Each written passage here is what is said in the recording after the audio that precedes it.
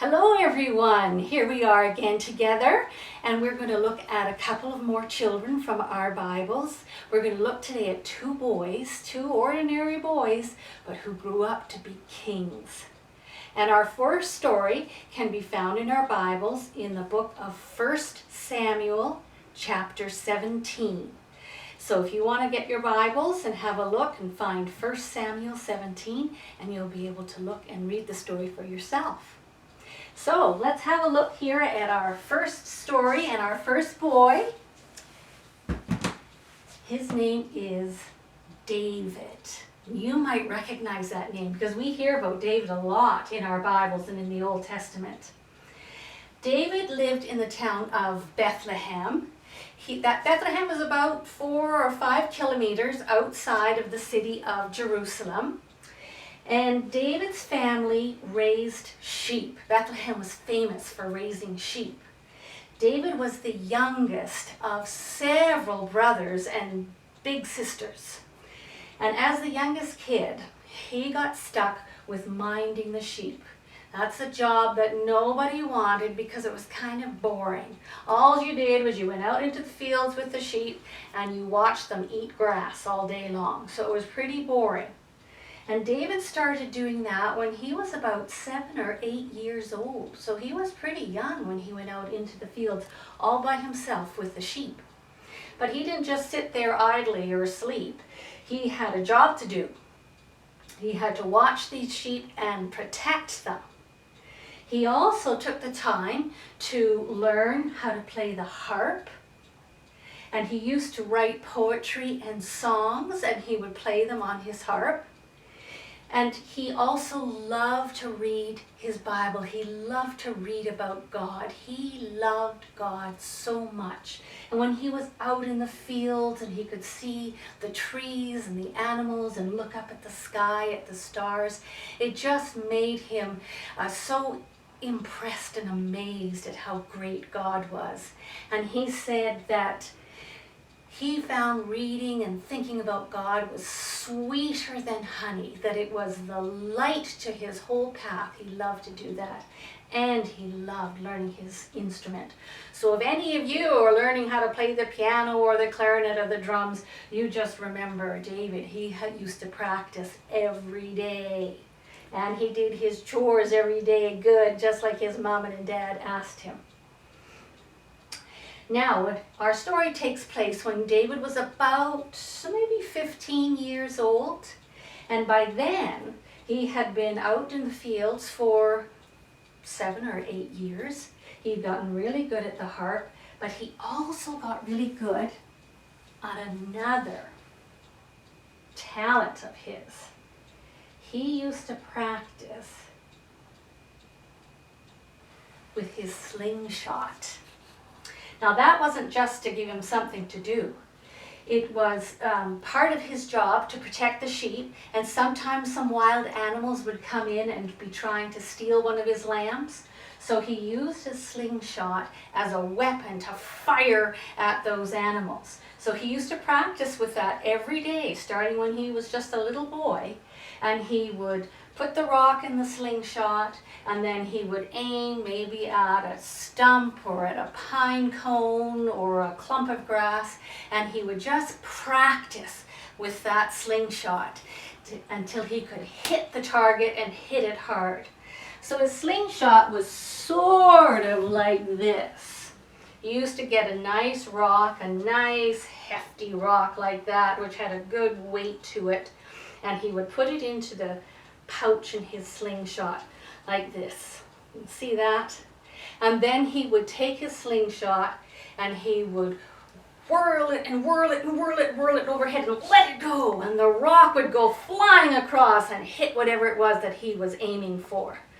So he used to do that because sometimes he would have a big mama bear come barging in and wanting to steal one of his lambs. So he would take his slingshot and put a nice big rock into it and just whip it at her head and bonk her on the head, and she would go running off.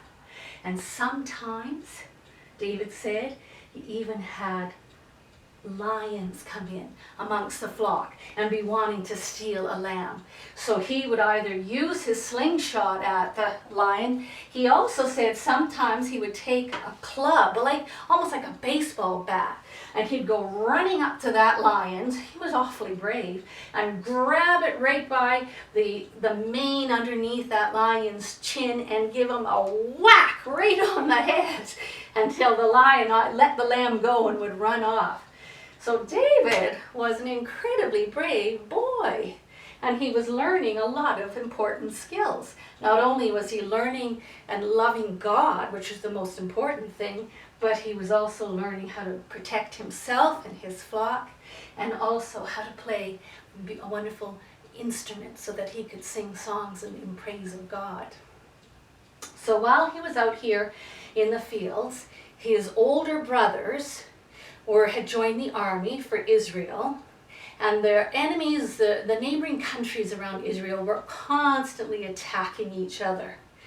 So one time, David's mom and dad called him and said, "Leave your sheep. We want you to go into Jerusalem, into the plains nearby, because your brothers are in the army. We want to see that how they're doing. If they're okay, you can take them a little snack, because they always like to get some cheese and grapes and fruit and mom's homemade baking from home." So David left his flock and he went to see how his brothers were doing in the army.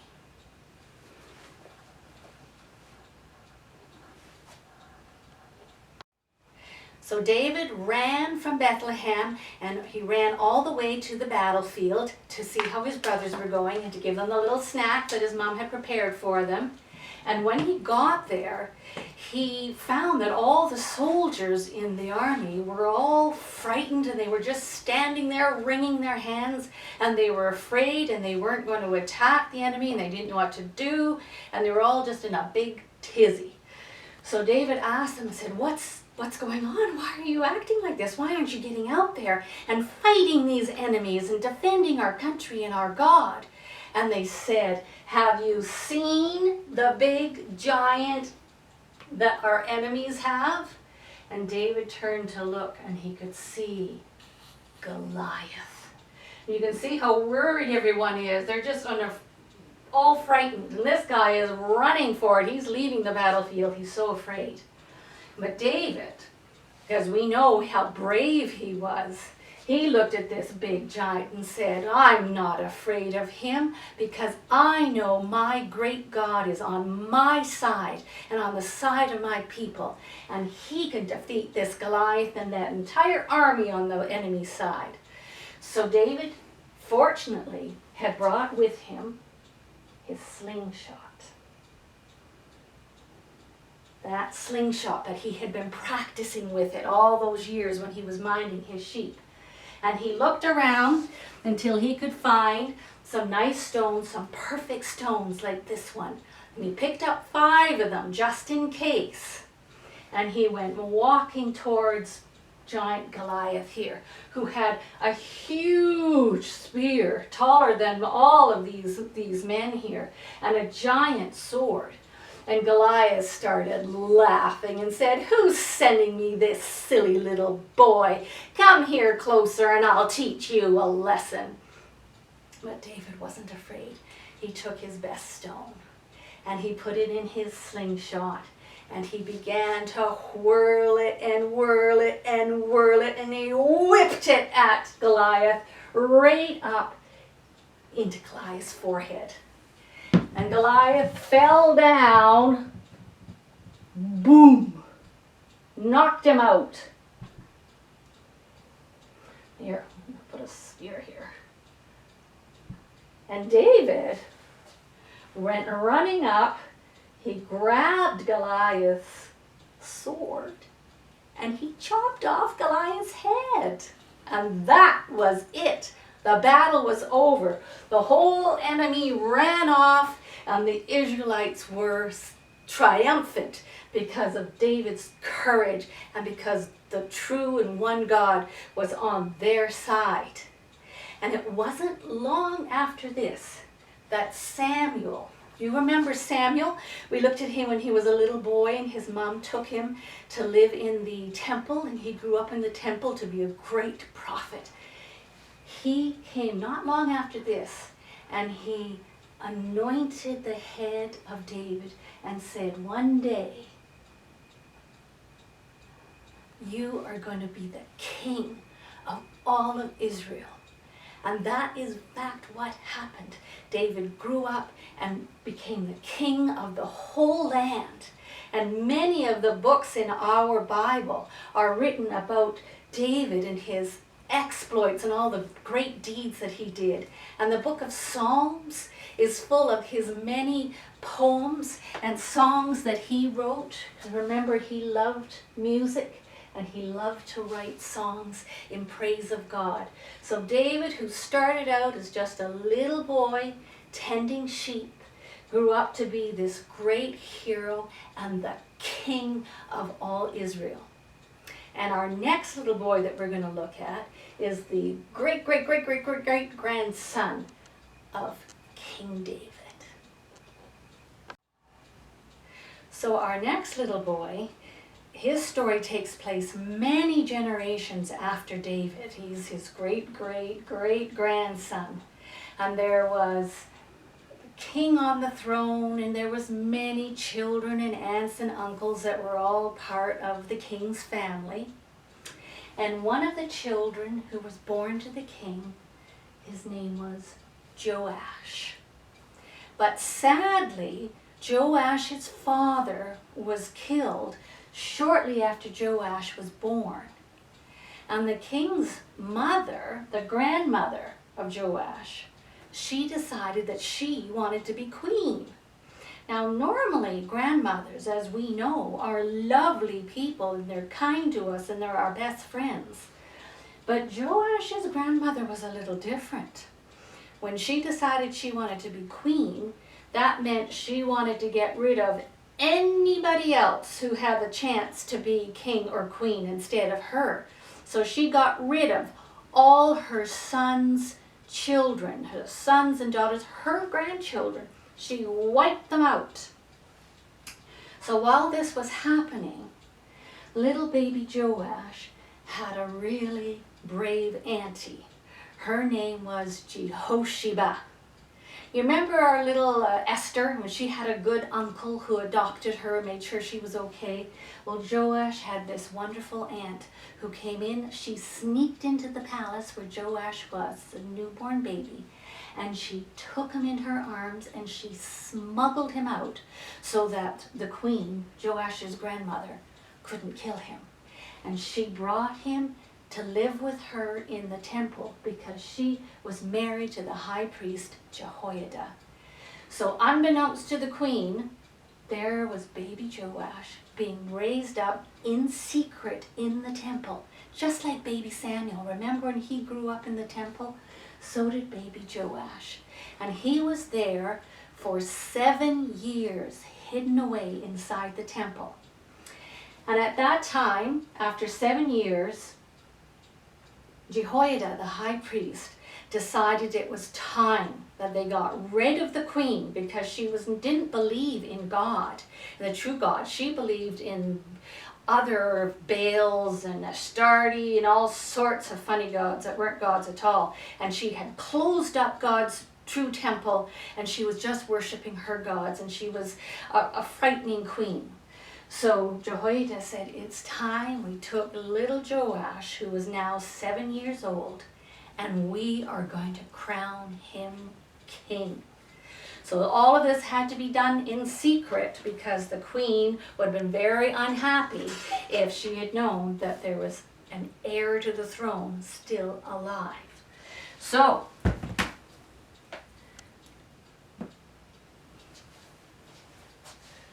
the king had young Joash, who was now 7 years old, still a boy. He brought him into the temple. He called the temple guards. and he called all the people who were still believed in the true God and who wanted to have a true king who was also a believing person on the throne of Israel. So all the people who wanted the true king, they came into the temple.